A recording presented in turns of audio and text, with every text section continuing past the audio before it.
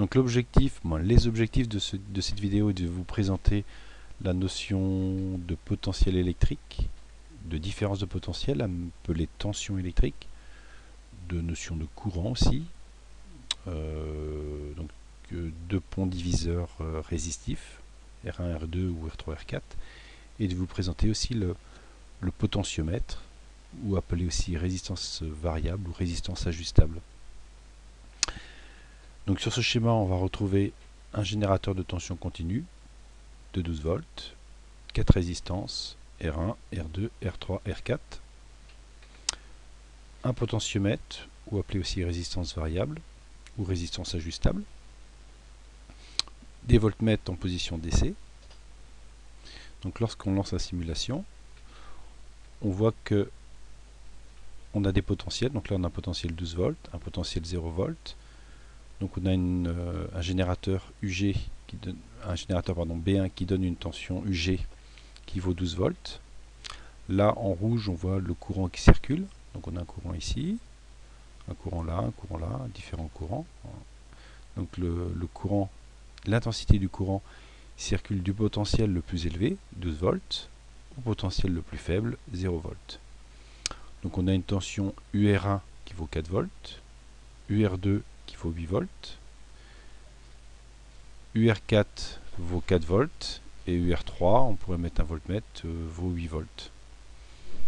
Là on voit sur le potentiomètre, lorsqu'on diminue la résistance, on fait varier la résistance, on voit que la tension chute. Donc là en fin de compte on a quasiment 0. Alors on n'a pas 0 en pratique puisqu'on a toujours une petite résistance de pied.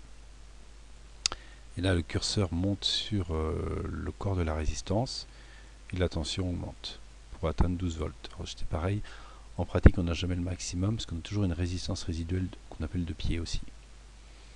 Donc là cette tension on l'a nommée URV1, tension aux bornes de la résistance variable 1, RV1. UR3, tension aux bornes de la résistance R3. UR4, tension aux bornes de la résistance R4. Alors qu'est-ce que l'on peut dire autrement sur ce schéma? On voit que la tension UG se distribue proportionnellement aux valeurs des résistances. Ça veut dire que là par exemple vous avez une résistance de 200 ohms et vous avez 2 fois plus de tension qu'aux bornes de la résistance de 100 ohms. Ce qui nous amène à présenter ce qu'on appelle le pont diviseur. La tension borne de R2, la tension borne de R2 la tension s'appelle UR2, vaut R2, c'est-à-dire 200, divisé par R1 plus R2, c'est-à-dire divisé par 300.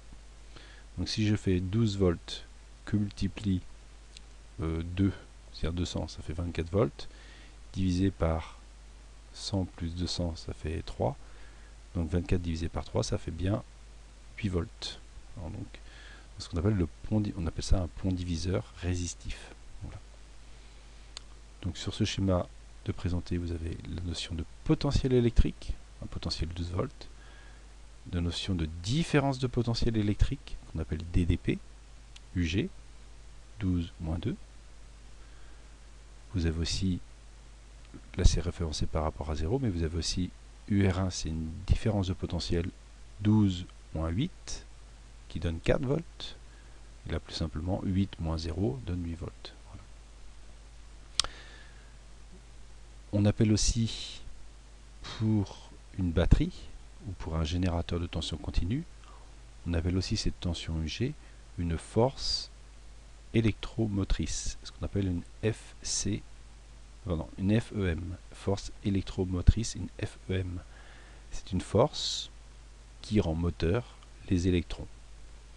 Je rappelle que le courant, en fin de compte, le courant dans ce sens, I, l'intensité du courant I, c'est un débit d'électrons.